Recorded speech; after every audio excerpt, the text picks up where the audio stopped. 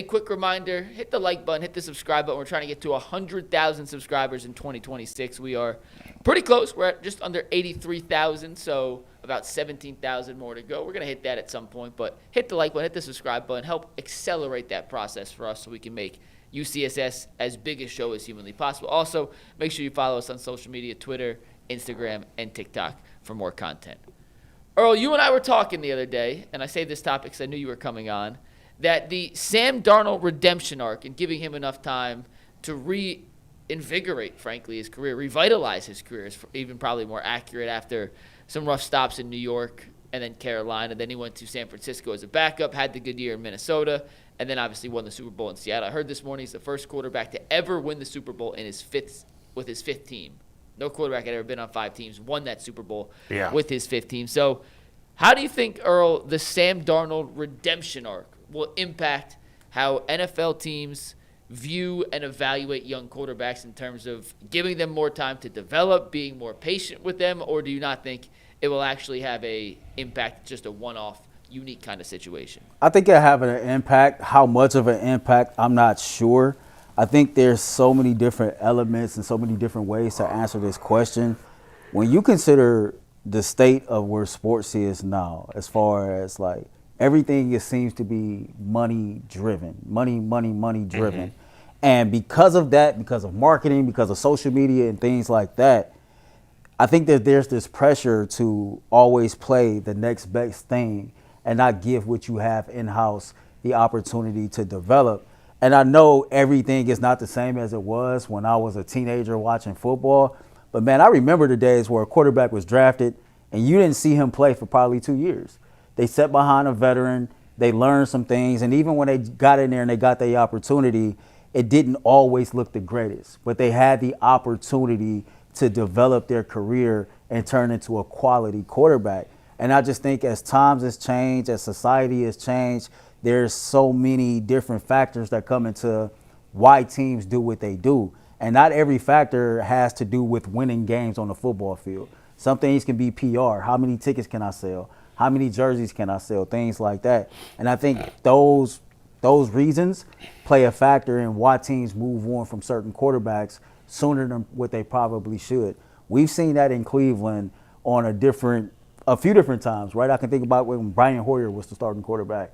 And this whole Money Manziel mania, I think it forced the Browns to, put themselves in a situation that, quite honestly, they shouldn't have done so. They should have just stuck with Brian and seen what would have happened from there. I think that we need to learn how to be a little bit more patient and let guys develop and see what they truly have. Every quarterback in every situation is not going to be like Sam Darnold's, right? Like a guy like Deshaun Kaiser or Cody Kessler that's been here in the past, you can identify right away, man, they just ain't got it. Some guys, they show flashes, they peak in certain things and say, okay, maybe it's something there if they find themselves in the right system, find themselves in a situation to where they're being developed properly, and of course have a little bit of luck. You look at Sam Darnold, and the last 2 years has been night and day from how his career started. I remember all the hype about Sam Darnold when he was coming out of school. He gets drafted high, but he goes to an organization like the New York Jets that's a lot like the Cleveland Browns. Like, it's not always been the healthiest, most structured situation. The quarterback rooms in those places are not the greatest environment for a young quarterback to thrive. And it's easier to put a quarterback behind the 8 ball in those type of situations versus putting them in a situation to where they can succeed. And I think with him in particular, he's used those failures from the early parts of his career and learned from them while finding himself in a position to where, okay, this team fits what I like to do. This team fits my style. And this team have quarterback coaches and offensive coordinators that can develop me, help me in areas where I'm weak. And so I think it's a lot that goes into how do you find the next Sam Darnold. So do you think teams are going to change the way they do it? No. No. Okay. After all that? Yeah. No, I don't. No, you can't. Yeah. I mean, it took 7 years for Darnold to have a good season. Nobody, when he left the Jets, nobody was saying, they've given up too soon. Yeah. Nobody was saying that. I mean, so J.J. McCarthy is 2 years, well, really had played 1 year, right? He barely played. Yeah. Do you think the Vikings are sitting around going, well, if we hold on for 5 more years, No. J.J. McCarthy's going to be good? Or something? No. No.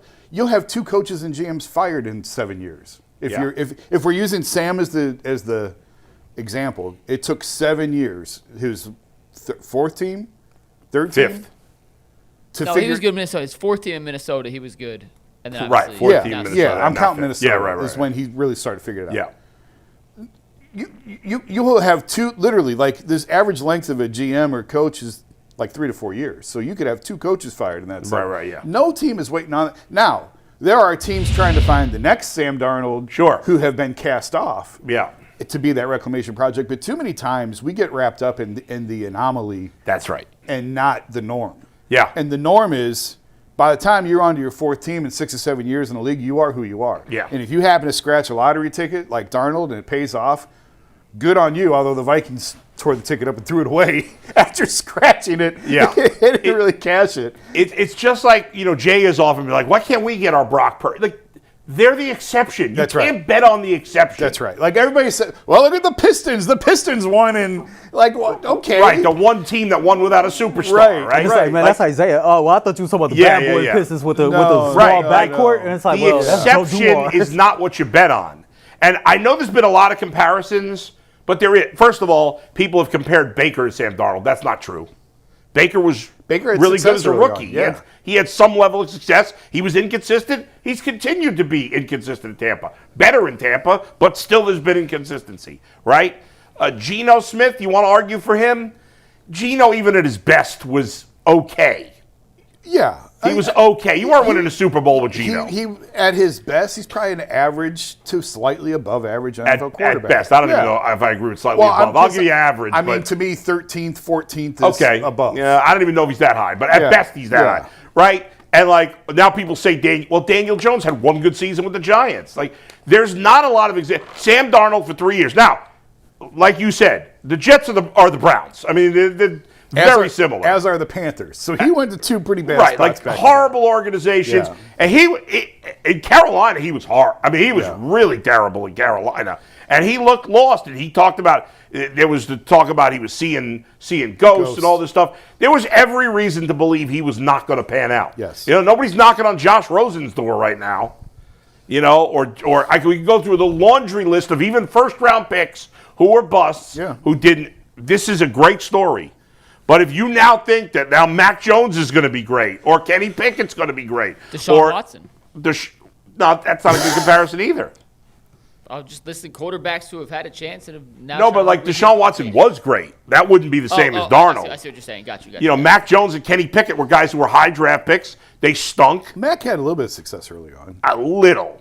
His rookie year, He was okay. a lot of people have thought, oh my God, the Patriots just did it again. They got the quarterback for the I next don't know, 15 but years. I mean, his rookie year he threw 22 touchdowns to just 13 interceptions and almost 4,000 yards. Yeah. Won 10 games. Yeah. I think not to bad. Jason's point, like, there's no team that's going to wait around 7 years Nobody's doing to that. figure out if you could play. I mean, look at Alex Smith, right? Alex Smith really didn't get good until he got to Kansas City. Yeah. And it was just like, man, I remember when he was the first quarterback taken. Where the Yeah. hell was this? Right. The entire time It he happens was in once San in a while, Francisco. but it's the rarity. It happens. Yeah. So, it's hard. These things are a case-by-case scenario. It's not that every single quarterback who failed in a previous stop is going to go somewhere and have some renewed success.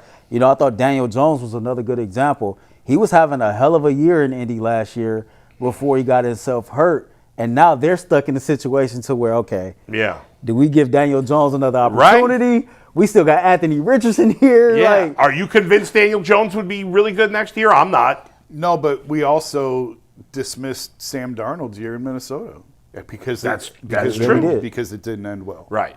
So, And Daniel Jones didn't even do it for a full year. I mean, though. it would have to be what.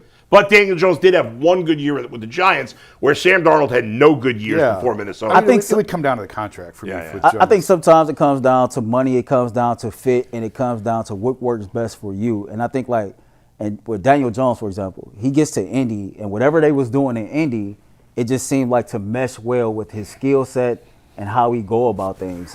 And I think that fit matters when it comes to a lot of these situations. Yeah. I mean, we just talked about Alex Smith. He ain't really get that good till he got with Andy Reid.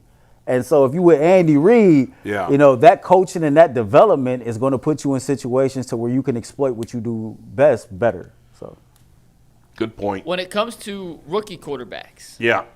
and I'm going to ask this because it's Cleveland and we're dealing with Gabriel and Shedeur and guys who are coming off their first year. Yeah. Do you think teams will be a little more, and I'm not saying 7 years, but maybe one extra year, a few extra games? Even if It it's comes just down a to bigger contract. look? No, I don't It's think really so. the contracts really sort of structure the timeline on that. I don't think there's been a dramatic shift in how teams are looking at quarterbacks now. If the reason why I say with contracts is if you don't extend a guy, the first chance you get, Yeah. it changes the relationship.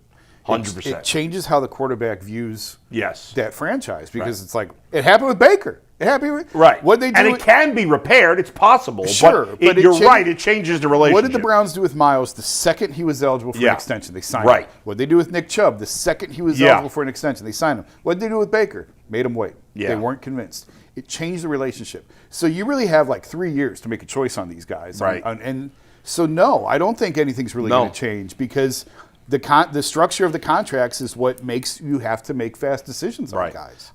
If And if there's an injury, God help you. Good luck. yeah, I mean the Viking J McCarthy has played how many games? 10? J.J. McCarthy in his career? Yeah. Well, he didn't play 2 years ago, so it's whatever he did this J.J. year. McCarthy has played 10 professional games as an NFL 10 quarterback. games. Six The of only four. reason the Vikings might not replace him is because they might not have anybody to replace He's him with. been horrible. Yeah, but it's Horrible. only 10 games. Yeah, I know. But they might move on anyway. But in 5 years, maybe he'll figure it out. Yeah. You see what I'm saying? might. Yeah, He he might. might. He might, but it won't be in Minnesota. It's funny because they was like, man, I told somebody the best I ever seen J.J. McCarthy play. It seemed like every time he played Ohio State, he showed up Yeah. to play. when they knew what play was coming. Michael, I mean, how many games has Michael Penix played? Probably around 10 also. Maybe a little more. I've had this more than conversation that. with More Mike. than I've had this conversation with a few people. You know, just being a football fan abroad. I remember watching that situation in Minnesota, knowing that Sam Darnold was about to be a free agent. And I said, man, I can care less about them drafting J.J. McCarthy. They need to do what they have to do to re-sign Sam Darnold. I looked at the Minnesota Vikings as a team that was right there on the cusp of being able to go compete for a Super Bowl. You got an all-star, you got an all-pro wide receiver in Justin Jefferson. You got a solid defense. You got some weapons on offense. And because of the politics of football, meaning because you invested draft capital in J.J. McCarthy, you decided to roll with that investment over what was right in front of you. And look what happened. Everything just fell apart. I'm pretty sure Justin Jefferson is unhappy. And, I mean, the GM got fired. And now it's going to be a bunch of turnaround to where you wonder now, if Sam Darnold had the opportunity to run it back another year in the same system with the same coaches and the same players that developed chemistry, been different. Yeah, who knows? Who knows what happened with the Minnesota Vikings? And I just think overall, sometimes teams get bogged down on the politics of football. Because I invested this draft capital, I can't move off of this. And that's crazy. That's a crazy way to run your organization. No, that's a good point. I mean, sometimes you make bad decisions based on bad decisions you've already made, investing in people that maybe aren't good, and instead of just admitting it and moving on, like to some degree we talked about with Kobe Altman before, you compound the mistake by saying, no, we got to make it work with this guy. The Niners, right? They drafted Trey Lance. They traded up. What'd they do? They saw Brock Purdy like this. We screwed up. Okay, let's move on from it. Well, you know what's crazy, too, about the McCarthy-Darnold situation in Minnesota? McCarthy was in line to start, and he got hurt in the preseason, tore his meniscus, according to all reports. Yeah, Darnold was never going to play. He was never going to play there. McCarthy was the quarterback one as a rookie, had looked good in camp up to that point, tears his meniscus, and then Darnold comes in and then obviously plays well, never gives it back. McCarthy misses the entire season. They're one weird, random, it was a non-contact injury, away from Darnold never getting an opportunity in Minnesota. Darnold obviously never getting an opportunity in Minnesota to parlay that into his starting situation in Seattle. He may have never gotten another opportunity, period. That's my point. Had McCarthy not gotten hurt. He might have just been a career backup. And it comes down to sometimes just random luck and opportunity, being in the right spot at the right time with the right team and the right coach. All right, let's sign Mitch Trubisky. Let's go.